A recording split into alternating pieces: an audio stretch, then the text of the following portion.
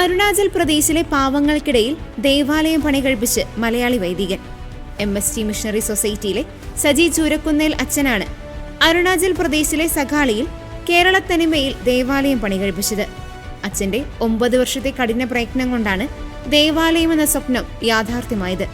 ഇതിനു പുറമെ ഇറ്റാനഗർ രൂപതയിലെ വലിയ ദേവാലയമായി മാറിയിരിക്കുകയാണ് സെന്റ് മേരീസ് കത്തോലിക്ക ദേവാലയം.